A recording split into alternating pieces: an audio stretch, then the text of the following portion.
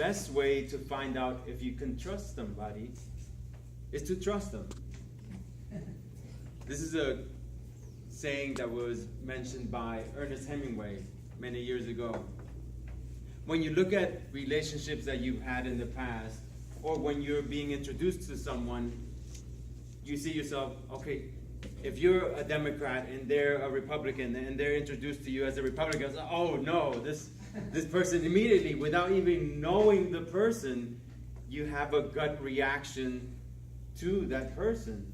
Vice versa, when you're meeting a Democrat and you're a Republican, you have that gut reaction, oh, I don't trust that person, they don't know anything about me, they're all against my values. And that's something that's innate, unfortunately. When you stereotype someone, then that's how you believe, that's how you feel. However, I wanted to share a few stories about trust, specifically. Think about maybe 150 years ago, or maybe 100 years ago.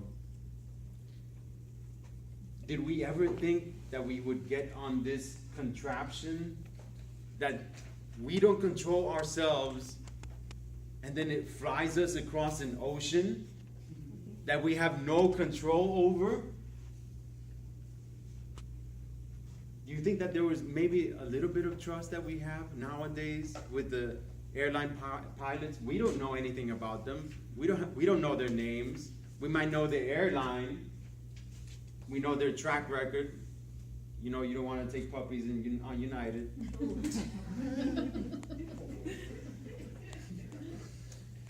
But the thing is, you have all these people around you. You don't know anything about them. Yet, you're in a confined space for 2 to 10 hours on a flight that takes you to a destination that you wouldn't have imagined going to 100 years ago. There's innate trust there that you wouldn't have had 100 years ago.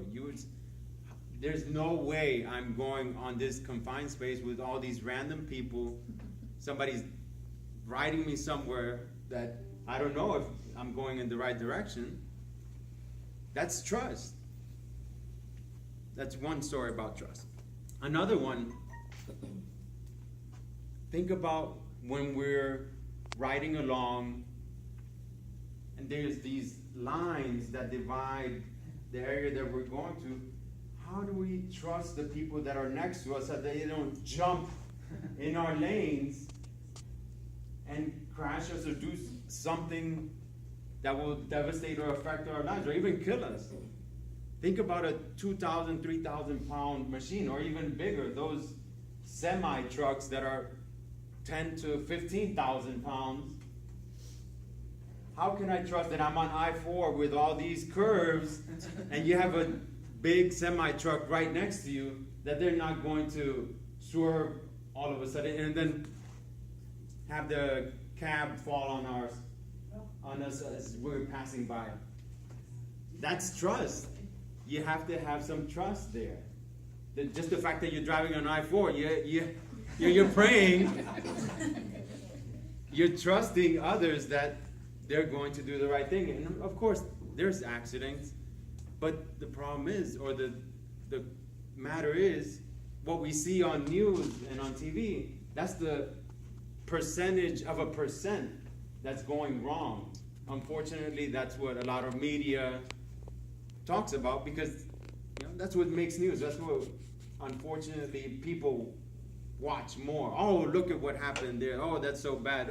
Oh, look at what the Republicans did. Oh, look at what the Democrats did. That's only a small portion of what reality is. Look at all the people that we work with here. How many people work in this office building? Easily 100, 200, 300 maybe? And yet everyone here comes. There might be some differences, but nobody's coming over here and shooting up everyone. That's a little bit of trust there as well. You come into a confined space.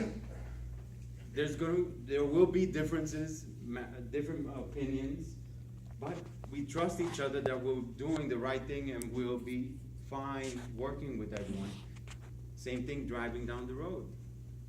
I don't know anyone. They might have a Confederate flag on the back of their giant pickup truck, and I might disagree with what they have there, but I trust that they're not going to run into me, that they're not going to crash into me, because they want to live too. I want to live too.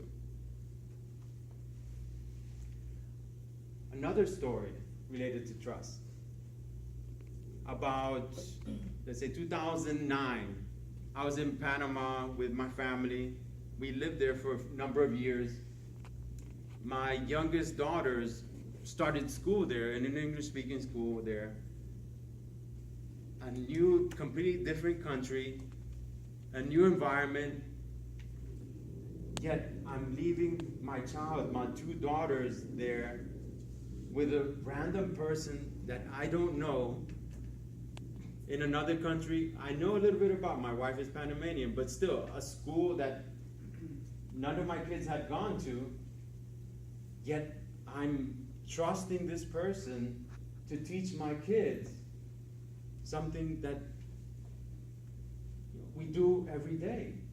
When I saw my daughter through the little window of the classroom, and she was like, "Bye, Papi, love you." Oh. My wife and I's heart were, our heart was up here. I was like, oh. Yet we trusted this person with our kids. And you know what? For the most part, they've grown up pretty well. They have their issues like all teenagers now, but we trusted them, and we continue to trust the school system as much as we can.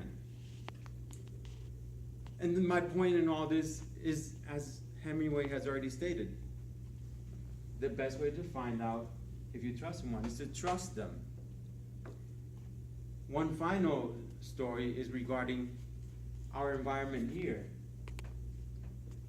Now, you all work together, but you don't necessarily know everyone here. The fact that you can go into a Toastmasters meeting, and that is any Toastmasters club, they'll welcome you as a guest, these random strangers welcoming you, and then helping you to become a better person.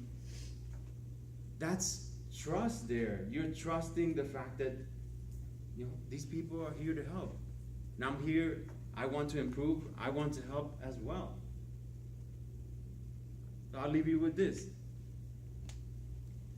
If you're in doubt, trust. If you have questions, trust. There will be times that you'll have difficulties and people will break your trust. It's a matter of life.